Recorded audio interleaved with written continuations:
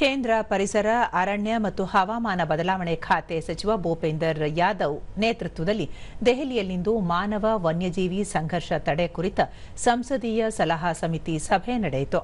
ಈ ವೇಳೆ ಪರಿಸರ ಅರಣ್ಯ ಹವಾಮಾನ ಬದಲಾವಣೆ ಖಾತೆ ರಾಜ್ಯ ಸಚಿವ ಕೀರ್ತಿ ವರ್ಧನ್ ಸಿಂಗ್, ಸಂಸದರು, ಸಚಿವಾಲಯದ ಹಿರಿಯ ಅಧಿಕಾರಿಗಳು ಉಪಸ್ಥಿತರಿದ್ದರು. ಇದೇ ಸಂದರ್ಭದಲ್ಲಿ ಕರ್ನಾಟಕ, ಕೇರಳ, ಅಸ್ಸಾಂ, ಮಧ್ಯಪ್ರದೇಶ, ಉತ್ತರ ಪ್ರದೇಶ ಮತ್ತು ಉತ್ತರಾಖಂಡ್ ರಾಜ್ಯಗಳ ಪ್ರತಿನಿಧಿಗಳು ತಮ್ಮ ರಾಜ್ಯಗಳಲ್ಲಿನ ಸಂಘರ್ಷ ಪರಿಸ್ಥಿತಿ, ಪರಿಹಾರ ಕ್ರಮಗಳು, ಸಮುದಾಯ ಭಾಗೀದಾರಿಕೆ, ತಂತ್ರಜ್ಞಾನ ಬಳಕೆ, ಸಾಂಸ್ಥಿಕ ಉಪಕ್ರಮಗಳ ಕುರಿತು ವರದಿ ಮಂಡಿಸಿದರು.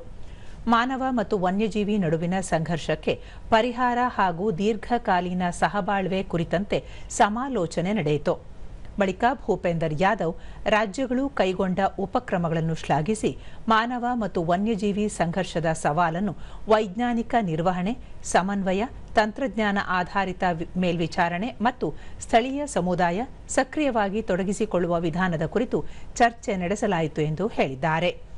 ರಾಷ್ಟ್ರೀಯ ಮಾನವ ವನ್ಯಜೀವಿ ಸಂಘರ್ಷ ಪೋರ್ಟಲ್, ಶ್ರೇಷ್ಠತಾ ಕೇಂದ್ರ, ದತ್ತಾಂಶ ಆಧಾರಿತ ಕಾರ್ಯಕ್ರಮಗಳನ್ನು ಅಭಿವೃದ್ಧಿಪಡಿಸಲು, ಜ್ಞಾನ ವಿನಿಮಯ ಸುಗಮಗೊಳಿಸಲು ಮತ್ತು ಉತ್ತಮ ಅಭ್ಯಾಸಗಳನ್ನು ಅಳವಡಿಸಿಕೊಳ್ಳಲು ರಾಜ್ಯಗಳಿಗೆ ಪ್ರಮುಖ ಸಾಂಸ್ಥಿಕ ಚೌಕಟ್ಟು ಒದಗಿಸುತ್ತದೆ ಎಂದು ತಿಳಿಸಿದ್ದಾರೆ.